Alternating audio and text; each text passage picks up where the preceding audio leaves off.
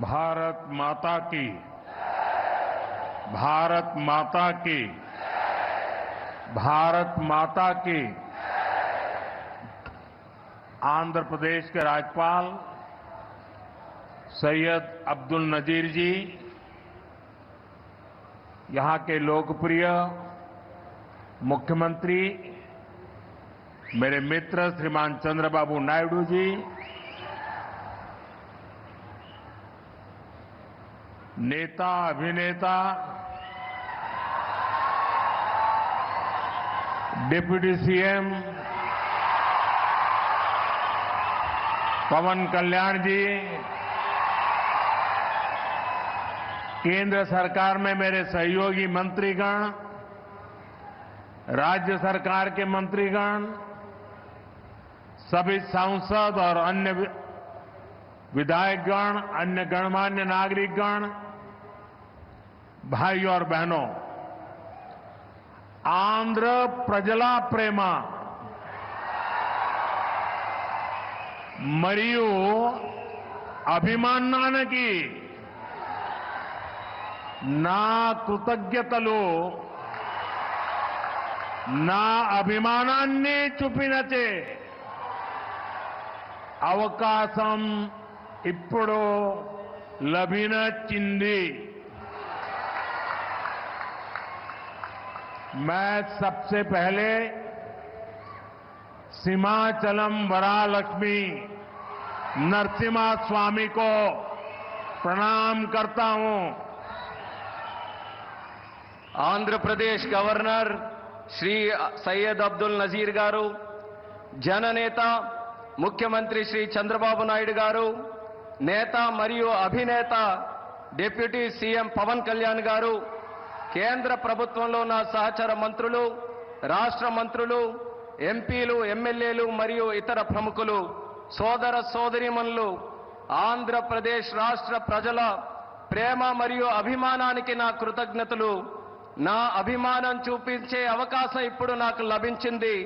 ముందుగా మన సింహాచలం వరాహ లక్ష్మీ నరసింహస్వామి వారికి నేను నమస్కరిస్తున్నాను। साथियों, आप सबके आशीर्वाद से 60 साल के अंतराल के बाद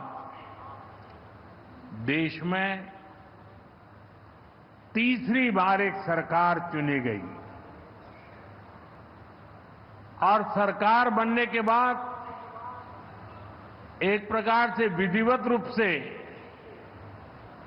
मेरा ये पहला कार्यक्रम है और जो शानदार स्वागत सम्मान आपने किया, रास्ते भर जिस प्रकार से लोग आशीर्वाद दे रहे थे और आज चंद्रबाबू ने अपने भाषण में सारे सिक्सर लगा दिए हैं। उनके एक एक शब्द के स्पिरिट को, उनकी भावना को मैं आदर करता हूं और मैं आंध्रवासियों से, देशवासियों से विश्वास दिलाता हूं कि जो भावना आज चंद्रबाबू प्रकट कर रहे थे, हम सब मिलकर के उन लक्ष्यों को अवश्य पार करेंगे। మీ ఆశీర్వాదంతో 60 సంవత్సరాల తర్వాత మూడోసారి మళ్ళీ కేంద్రంలో మన ప్రభుత్వం వచ్చింది। తరువాత మీ యొక్క ఆశీర్వాదం, మీ యొక్క స్వాగతం నేను చూశాను। దానికి మించి మన అధినాయకుడు చంద్రబాబు నాయుడు గారు ఆయన స్పీచ్లో అన్ని విషయాలు కూడా కూలంకుషంగా చెప్పారు।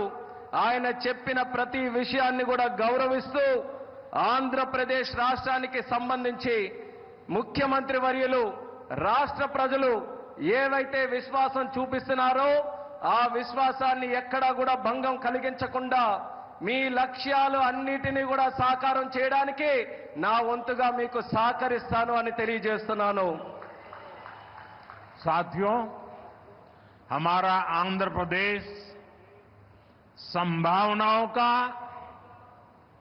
और अवसरों का,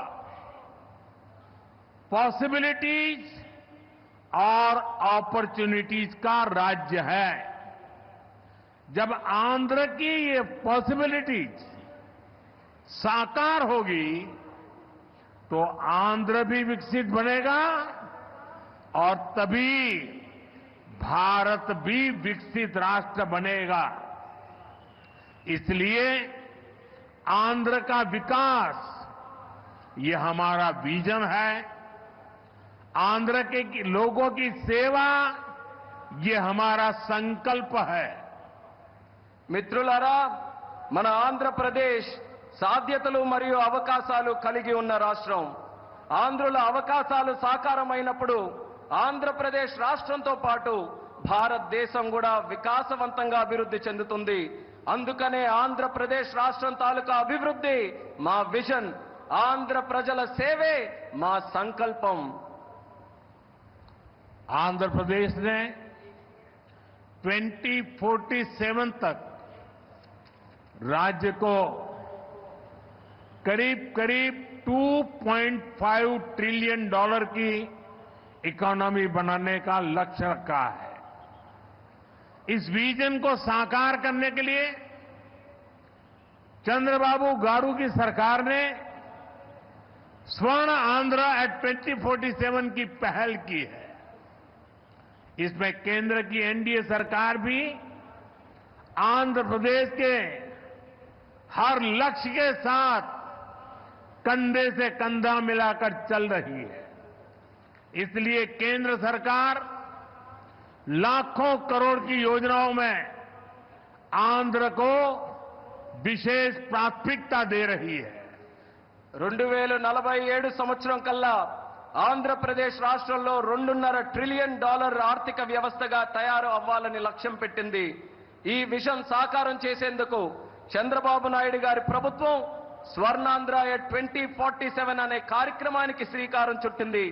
ఈ లక్ష్యాన్ని చేరుకోవడానికి కేంద్రంలో ఉన్న ఎన్డీఏ ప్రభుత్వం ఆంధ్రప్రదేశ్ రాష్ట్రంతో పాటు భుజంతో భుజం తోడై ముందుకు నడుస్తుంది. అందుకే లక్షల కోట్ల పథకాలతో కేంద్ర ప్రభుత్వం ఆంధ్రపై ప్రత్యేక దృష్టి సారించి ప్రాధాన్యత కూడా ఇస్తుంది. आज यहां 2 लाख करोड़ रुपए से ज्यादा के प्रोजेक्ट का उद्घाटन और शिलान्यास किया गया है। ये प्रोजेक्ट्स आंध्र प्रदेश को विकास को नई ऊंचाई देंगे। मैं इन डेवलपमेंट प्रोजेक्ट के लिए आंध्र प्रदेश समेत पूरे देश को बधाई देता हूं। साथियों, आंध्र प्रदेश अपने इनोवेटिव नेचर के कारण आईटी और टेक्नोलॉजी का इतना बड़ा हब है। अब समय है आंध्र नई फ्यूचरिस्टिक टेक्नोलॉजीज का सेंटर बने। जो टेक्नोलॉजीज अभी डेवलप ही हो रही है, हम अभी से उनमें लीड लें। आज ग्रीन हाइड्रोजन का इस्तेमाल ये ऐसा ही उभरता हुआ क्षेत्र है। ఈ రోజు 2 లక్షల కోట్ల రూపాయలకు పైగా విలువైన ప్రాజెక్టులు ఇక్కడ ప్రారంభించడం మరియు శంకుస్థాపన చేయడం జరుగుతుంది. ఈ ప్రాజెక్టులు ఆంధ్రప్రదేశ్ అభివృద్ధిని సరికొత్త శిఖరాలకి చేరబోతుంది. ఈ అభివృద్ధి కార్యక్రమాలతో ఆంధ్రప్రదేశ్తో పాటు యావత్ భారతదేశానికి కూడా నా తరపున అభినందనలు తెలియజేసుకుంటున్నాను. మిత్రులారా, ఆంధ్రప్రదేశ్ రాష్ట్ర ప్రజల తాలూకా సృజనాత్మకత వల్ల ఆంధ్రప్రదేశ్ రాష్ట్రం ఐటీ మరియు సాంకేతికతకు ఒక పెద్ద కేంద్రంగా మారింది. ఇప్పుడు సమయం వచ్చింది ఆంధ్రప్రదేశ్ రాష్ట్రం సరికొత్త టెక్నాలజీస్ కు కేంద్ర బిందువుగా మారాలి. ఈ కొత్తగా అభివృద్ధి చెందుతున్నటువంటి టెక్నాలజీస్ కి ఆంధ్రప్రదేశ్ రాష్ట్రం సారథ్యం వహించాలి. నేడు గ్రీన్ హైడ్రోజన్ టెక్నాలజీ కూడా అటువంటి ఎదుగుతున్నటువంటి ఒక రంగమే. देश ने 2023 में नेशनल ग्रीन हाइड्रोजन मिशन की शुरुआत की थी। हमारा लक्ष्य है 2030 तक 5 million metric tons green hydrogen का प्रोडक्शन। इसके लिए शुरुआती चरण में 2 ग्रीन हाइड्रोजन हब स्थापित होंगे, जिनमें से एक हमारा विशाखापट्टनम है। దేశంలో 2023లో నేషనల్ గ్రీన్ హైడ్రోజన్ మిషన్ ను మనం ప్రారంభించడం జరిగింది. మా లక్ష్యం 2030 నాటికి 5 మిలియన్ మెట్రిక్ టన్నుల గ్రీన్ హైడ్రోజన్ ని మన దేశంలో ఉత్పత్తి చేయాలి. దీనికోసం ప్రారంభ దశలోనే 2 గ్రీన్ హైడ్రోజన్ ల్యాబ్‌ని మనం ఏర్పాటు చేయబోతున్నాం. అందులో ఒకటి మన విశాఖపట్నం నగరం అని తెలియజేస్తున్నాను. भविष्य में विशाखापट्टनम दुनिया के उन गिने चुने शहरों में होगा जहां इतने बड़े स्केल पर ग्रीन हाइड्रोजन प्रोडक्शन की फैसिलिटी होगी। इस ग्रीन हाइड्रोजन हब से अनेक जॉब अपॉर्चुनिटीज तैयार होगी। साथ ही आंध्र प्रदेश में मैन्युफैक्चरिंग इकोसिस्टम भी डेवलप होगा। साथियों, आज मुझे नक्कापल्ली में बल्क ड्रग पार्क प्रोजेक्ट का शिलान्यास करने का अवसर भी मिला है। आंध्र प्रदेश देश के उन 3 राज्यों में से एक है जहां इस तरह के पार्क की स्थापना की जा रही है। इस पार्क में मैन्युफैक्चरिंग और रिसर्च के लिए बेहतरीन इंफ्रास्ट्रक्चर तैयार किया जाएगा। इससे इन्वेस्टर्स का उत्साह बढ़ेगा और यहां की फार्मा कंपनियों को फायदा होगा। భవిష్యత్తులో పెద్ద ఎత్తున గ్రీన్ హైడ్రోజన్ ఉత్పత్తి చేసే నగరాలలో ఒకటిగా మన విశాఖపట్నం ఉండబోతుంది. ఈ గ్రీన్ హైడ్రోజన్ హబ్ ద్వారా అనేక ఉద్యోగ అవకాశాలు సృష్టించబడతాయి. దీంతో ఆంధ్రప్రదేశ్లో మ్యానుఫ్యాక్చరింగ్ వ్యవస్థ కూడా అభివృద్ధి చెందబోతుంది. మిత్రులారా, ఈ రోజు అనకాపల్లి పార్లమెంటులో ఉండే నక్కపల్లిలో బల్క్ డ్రగ్ పార్క్ కు కూడా శంకుస్థాపన చేసే అవకాశం నాకు కలిగింది. దేశంలో 3 రాష్ట్రాలలో ఈ తరహాలో పార్కులు ఏర్పాటు చేయబడుతున్నాయి. అందులో ఆంధ్రప్రదేశ్ ఉండడం నాకు చాలా ఆనందంగా ఉంది. ఈ పార్కులో మ్యానుఫ్యాక్చరింగ్ మరియు పరిశోధన కోసం అద్భుతమైన మౌలిక సదుపాయాలు ఏర్పాటు చేయడం జరుగుతుంది. దీనివల్ల పెట్టుబడిదారుల ఆసక్తి పెరుగుతుంది మరియు ఫార్మాసిటీ కంపెనీలకి కూడా చాలా ఉపయోగపడుతుందని తెలియజేస్తున్నాను. साथियों, हमारी सरकार अर्बनाइजेशन को एक अपॉर्चुनिटी के रूप में देखती है और हम आंध्र को न्यू एज अर्बनाइजेशन का एक उदाहरण बनाना चाहते हैं। इसी विजन को साकार करने के लिए आज कृष्णापट्टनम इंडस्ट्रियल एरिया यानी क्रीज सिटी का फाउंडेशन स्टोन रखा गया है। ये smart city Chennai Bengaluru industrial corridor का हिस्सा बनेगी। इससे आंध्र में थाउजेंड्स ऑफ करोड़ का इन्वेस्टमेंट आएगा और लाखों इंडस्ट्रियल जॉब तैयार होगी। మిత్రులారా, మా ప్రభుత్వం పట్టణీకరణకు ఒక అవకాశంగా చూస్తుంది. అలానే మన ఆంధ్రప్రదేశ్ రాష్ట్రం నవయుగ పట్టణీకరణకు ఉదాహరణగా ఉండబోతుంది. ఈ విజన్ సాకారం చేసేందుకు నేడు కృష్ణపట్నం ఇండస్ట్రియల్ ఏరియా అంటే క్రిస్ సిటీ శంకుస్థాపన కూడా చేయడం జరుగుతుంది. చెన్నై బెంగళూరు ఇండస్ట్రియల్ కారిడోర్లో ఈ స్మార్ట్ సిటీ ఒక భాగం అవ్వబోతుంది. ఆంధ్రప్రదేశ్లో దీని వల్ల వేల కోట్ల రూపాయలు పెట్టుబడులతో పాటు పారిశ్రామిక ఉద్యోగ అవకాశాలు కూడా పెరుగుతున్నాయని తెలియజేస్తున్నాను. साथियों, आंध्र प्रदेश को पहले से श्री सिटी के रूप में मैन्युफैक्चरिंग हब का फायदा मिल रहा है। हमारा प्रयास है कि आंध्र प्रदेश इंडस्ट्रियल और मैन्युफैक्चरिंग के क्षेत्र में देश के टॉप स्टेट्स में शामिल हो। मैन्युफैक्चरिंग को बढ़ावा देने के लिए हमारी सरकार पीएलआई जैसी स्कीम्स चला रही है। इसका परिणाम ये है कि आज कई प्रोडक्ट्स की मैन्युफैक्चरिंग में भारत की गिनती दुनिया के टॉप कंट्रीज में होने लगी है। మిత్రులారా, ఆంధ్రప్రదేశ్లో నేడు శ్రీ సిటీ రూపంలో తయారీ రంగం యొక్క ఉపయోగం ప్రజలకు అందుతుంది. మా ప్రయత్నం ఏంటంటే ఆంధ్రప్రదేశ్ రాష్ట్ర పారిశ్రామిక మరియు తయారీ రంగంలో దేశంలోనే అగ్రగామిగా నిలబడాలి. తయారీ రంగాన్ని ప్రోత్సహించడానికి మా ప్రభుత్వం పిఎల్ఐ లాంటి స్కీమ్స్ ని ప్రోత్సహించడం కూడా జరుగుతుంది. దీని ఫలితంగా నేడు భారతదేశం మొబైల్ తయారీ రంగంలో ప్రపంచంలోనే ఉన్నతమైనటువంటి ర్యాంకింగ్స్ లో స్థానం కూడా సంపాదించుకుంది. साथियों, आज नए विशाखापट्टनम शहर में साउथ कोस्ट रेलवे जोन मुख्यालय की भी फाउंडेशन रखी जा रही है। आंध्र प्रदेश के विकास के लिहाज से ये बहुत इंपॉर्टेंट है। लंबे समय से एक अलग रेलवे जोन की मांग हो रही थी। आज ये स्वप्न साकार हो रहा है। మిత్రులారా, నేడు విశాఖపట్నం నగరంలో సౌత్ కోస్ట్ రైల్వే జోన్ ప్రధాన కార్యాలయానికి పునాది కూడా వేస్తున్నాం. ఆంధ్రప్రదేశ్ అభివృద్ధి దృష్ట్యా ఇది చాలా ముఖ్యమైనటువంటి కార్యక్రమం. ప్రత్యేక రైల్వే జోన్ కావాలన్న డిమాండ్ చాలా కాలంగా ఉంది. అటువంటి కళ, ఈ చిరకాల కోరిక ఈ రోజు నెరవేరబోతుందని తెలియజేసుకుంటున్నాను.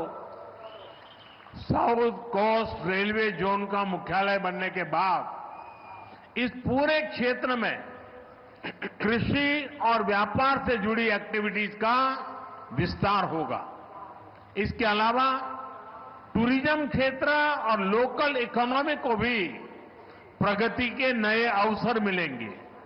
సౌత్ కోస్ట్ రైల్వే జోన్ యొక్క ప్రధాన కార్యాలయం అయిన తర్వాత మన ఉత్తరాంధ్ర ప్రాంతంలో వ్యవసాయం మరియు వ్యాపారానికి సంబంధించి కార్యకలాపాలలో విస్తరణ జరగబోతుంది. ఇంతే కాకుండా పర్యాటక రంగం మరియు స్థానిక ఆర్థిక వ్యవస్థకు కూడా కొత్త అవకాశాలు లభిస్తాయని తెలియజేస్తున్నాను. आज यहां कनेक्टिविटी से जुड़े thousands ऑफ करोड़ के प्रोजेक्ट्स का उद्घाटन और शिलान्यास भी हुआ है। रेलवे के क्षेत्र में आंध्र प्रदेश उन राज्यों में शामिल है जहां 100% इलेक्ट्रिफिकेशन हो चुका है। आंध्र प्रदेश के 70 से ज्यादा रेलवे स्टेशनों को अमृत भारत स्टेशन योजना के तहत डेवलप किया जा रहा है। आंध्र प्रदेश के लोगों की ईज ऑफ ट्रेवल के लिए 7 वंदे भारत ट्रेनें और अमृत भारत ट्रेन भी चलाई जा रही है। నేడు కనెక్టివిటీకి సంబంధించి వేల కోట్ల విలువైన ప్రాజెక్టుల ఇక్కడ ప్రారంభోత్సవం మరియు శంకుస్థాపన జరుగుతుంది. రైల్వే రంగంలో ఆంధ్రప్రదేశ్లో నేడు 100% విద్యుదీకరణ జరిగింది.